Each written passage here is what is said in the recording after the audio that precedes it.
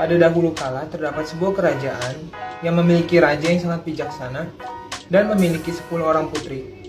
Tetapi sang istri raja itu meninggal pada saat melahirkan si bungsu. Sehingga ke-10 orang putri itu diasuh oleh inang-inang dari kerajaan. Namun ke-10 anak raja itu menjadi manja dan sangat nakal.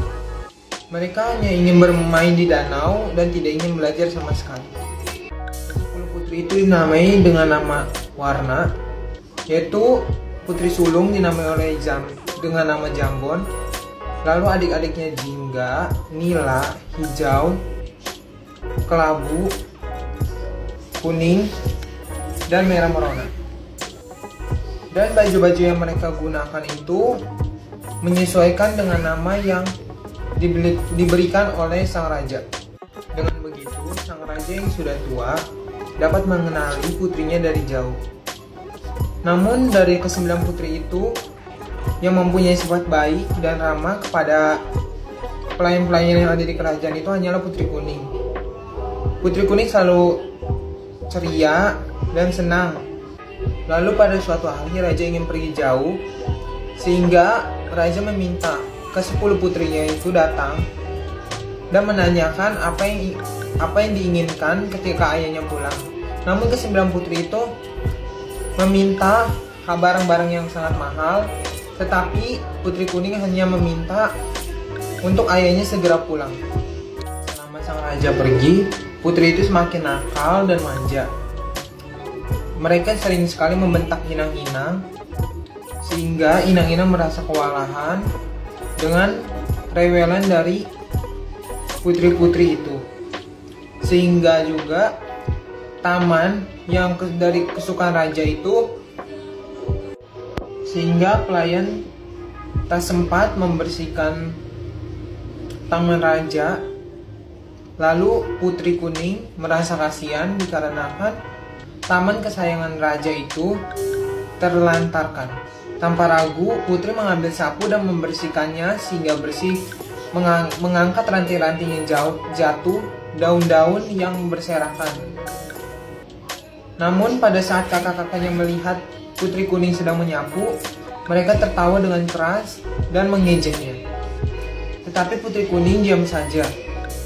Dan Putri Kuning merasakan apa yang dirasakan oleh pelayannya dan dari perlakuan putri-putri yang lainnya. Sehingga Putri Kuning merasa marah dan mengatakan, "Kalian ini sungguh keterlaluan. Mestinya ayah tidak membawakan apa-apa untuk kalian. Kalian bisanya hanya mengganggu saja." Lalu Putri Nila mengajak ke-8 putri itu untuk mandi ke danau. Begitulah setiap hari ketika raja sedang pergi. Sampai ayah mereka pulang, ayah mereka melihat ke-9 putri itu sedang mandi di danau dan Putri Kuning itu sedang merapikan atau merangkai bunga. Namun raja merasa sedih dikarenakan raja tidak dapat memberikan hadiah sesuai warna yang disukai oleh Putri Kuning. Lalu ayahnya datang kepada Putri Kuning dan memberikan hadiahnya.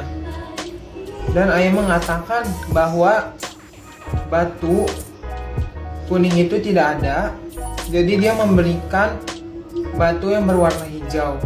Tetapi Putri Kuning tidak merasa sedih. Namun Putri Kuning merasa bahagia karena ayahnya bisa pulang dengan selamat. Setelah itu Putri Kuning membuatkan minuman untuk ayahnya. Tidak lama kemudian ke-9 putri itu datang dan melihat ayahnya pulang. Mereka sangat gembira dikarenakan mereka ingin mendapatkan atau mengambil hadiah-hadiah yang telah dibelikan oleh ayahnya. Namun keesokan harinya Putri Hijau melihat bahwa Putri Kuning memakai kalung berwarna hijau. Lalu mengatakan, "Itu seharusnya milikku," dengan pengucapan yang sangat iri kepada Putri Kuning. Namun Putri Kuning mengatakan kepada Putri Hijau bahwa itu adalah pemberian dari ayahnya untuk Putri Kuning. Namun karena Putri Hijau merasa sangat marah, Putri Hijau menghasut ke-8 putrinya itu untuk mengambil kalung yang dipakai oleh Putri Kuning. Namun secara tidak sengaja mereka menyebabkan meninggalnya Putri Kuning, lalu menguburnya di taman kesayangan ayahnya. Sewaktu sang raja mencari Putri Kuning, sang raja tidak menemukan dan menanyakan kepada ke-9 putri itu. Namun ke-9 putri itu diam 1000 bahasa, sehingga raja menyuruh pengawalnya untuk mencari Putri Kuning, tetapi tidak ditemukan. Sudah berhari-hari, berminggu-minggu, dan berbulan-bulan, dan ayahnya sangat merasa bersalah kepada Putri Kuning dan merasa ayahnya menjadi ayah yang sangat buruk baginya. Dikarenakan ayahnya merasa buruk menjadi seorang ayah, ayahnya mengirimkan ke-9 putrinya itu ke negeri yang jauh. Lalu pada suatu hari tumbuhlah suatu pohon di taman ayahnya, di tempat kuburan Putri Kuning dikuburkan. Ayahnya merasa bingung karena tidak pernah melihat pohon itu, namun dia merasakan bahwa pohon itu sangat mirip dengan Putri Kuning, sehingga dinamakan dengan Kemuning.